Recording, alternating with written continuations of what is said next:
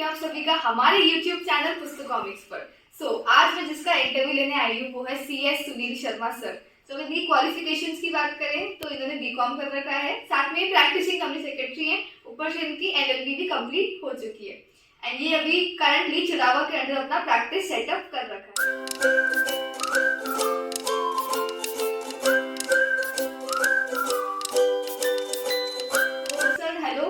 Honored to have you to our channel. Hello, Rima.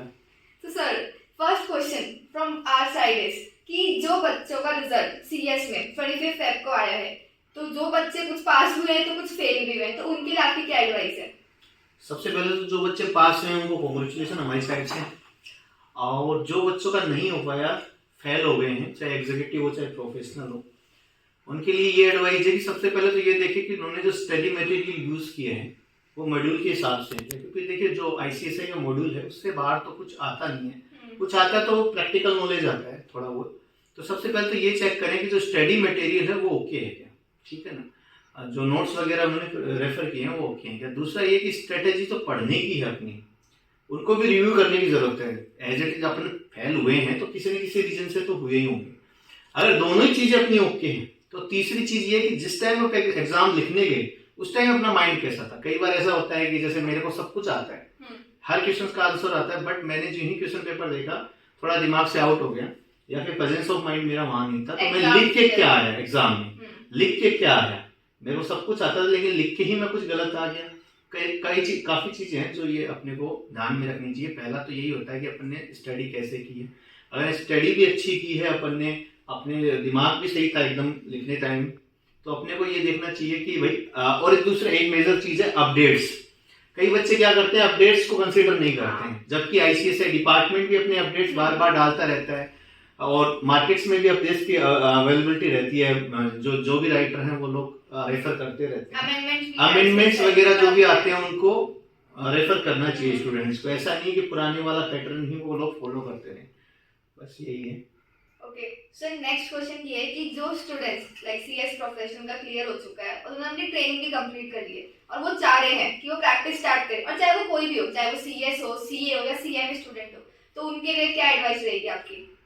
जिन लोगों का clear हो गया और ट्रेनिंग में कंप्लीट हो गई है, तो पहले तो जो अपनी MSOP वगैरह पहले होती थी, जो ट्रेनिंग कंपलसरी है, वो क्लियर करने के बाद मेंबरशिप नंबर आ जाएगा उनका।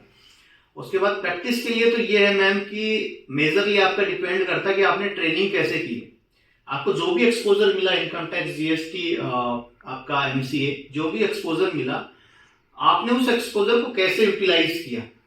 जैसे मैंने मान लीजिए मैंने ट्रेनिंग की, ITR मैंने सीखा, तो क्या आपने ITR तो ढंग से सीखा?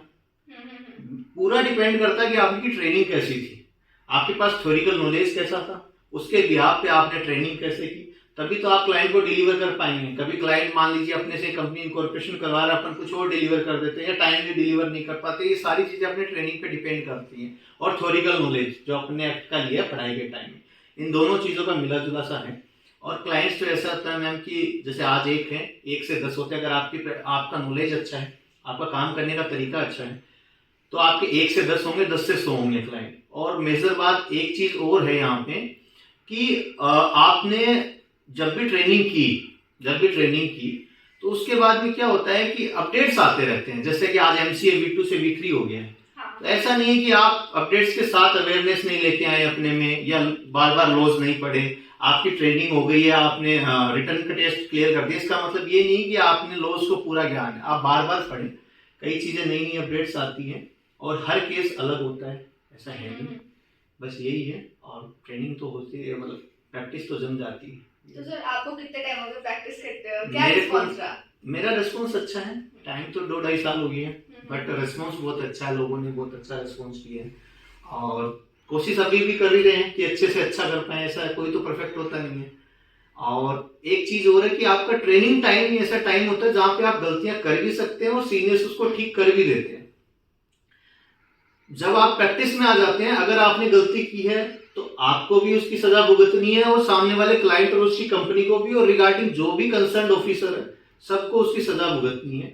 तो जितनी भी गलतियां करनी है और सीखनी है वो सारी आप ट्रेनिंग में ही सीख लें, क्योंकि उसके बाद आपको चांस नहीं मिलेगा कभी भी गलती करने का, क्योंकि वो मॉनेटरी और इंक्रीजमेंट दोनों ही तरीके से सजा होती है जो आपने पढ़ाई होगा लॉज में, तो आपको करनी ही पड़ेगी। वो आपको भुगतनी ही पड़ेगी। अगर आप अच्छे से, अगर आपने कोई भी गलती की तो आपको भुगतनी ही पड़ेगी वो चीजें। तो ट्रेनिंग एक ऐसा टाइम है जहाँ पे आप अपनी गलतियां सीख सकते हैं कि अपन क्या गलती कर रहे हैं। वो तो यही बात हो गई कि ट्रेनिंग तक आपका लाइक पेंसिल पीरियड है, हाँ जी, मिस्टेक्स आप कर सकते हो, बिल्कुल। जैसे ही आपको मेंबरशिप मिल गई आपका पेन पीरियड स्टार्ट हो गया, बिल्कुल। आप उसको इरेज नहीं कर सकते, नहीं, आप मतलब अफोर्ड कर भी नहीं सकते ना, अफोर्ड आप नहीं कर सकते। हाँ। आप मेंबर हो डिपार्टमेंट के, तो आप गलतियां कर ही नहीं सकते आप। और सर लास्ट मेरा ये रहेगा आपसे कि आप एक कंक्लूजन मैसेज क्या देना चाहेंगे प्रोफेशनल फर्टर्निटी और स्टूडेंट्स के लिए? स्टूडेंट्स के लिए यही है कि आपका जो स्टडी टाइम रहता है उसको सही से यूटिलाइज करें। और मेंबर्स के लिए ये है कि मेंबर्स का तो खैर मैं दे नहीं सकता क्योंकि सारे सीनियर्स मेंबर हैं मेरे। और मेरे से जो जूनियर्स हैं उनके लिए ये है कि अच्छी प्रैक्टिस करें और अच्छी अच्छी चीजें सीखें। अच्छे बहुत सारे एरा हैं, अभी अपने सेबी में भी बहुत सारे एरा हैं, लिस्टिंग में भी बहुत सारे हैं। और ऐसा नहीं है कि अपन सिर्फ एक काम पे डिपेंडेंट रहे, बहुत सारे काम है जो कंपनी सेक्रेटरी का वाइड स्कोप है। ऐसा कुछ पर्टिकुलर स्कोप नहीं है कि मैं इनकॉर्पोरेशन ही करूंगा या फिर मैं वाइंड अप ही करवाऊंगा, टेक ओवर ही करूंगा। बहुत वाइड स्कोप है। लिस्टिंग में भी बहुत अच्छे एक्सपोजर है, रेरा में भी है, अपने जो राजस्थान में जो रेरा चलता है उसके अंदर भी एक्सपोजर है। इनकम टैक्स जीएसटी का भी काम अपन कर सकते हैं। तो एक्सपोजर तो बहुत सारे हैं। तो आप, मेरा तो ये रहता है कि आप हर एक्सपोजर को एक बार देखें, लॉस को पढ़ें और बार बार प्रैक्टिस करें उन चीज़ों की, आ जाता है, ऐसा कुछ नहीं है। Okay sir, thank you so much sir for your time. Right.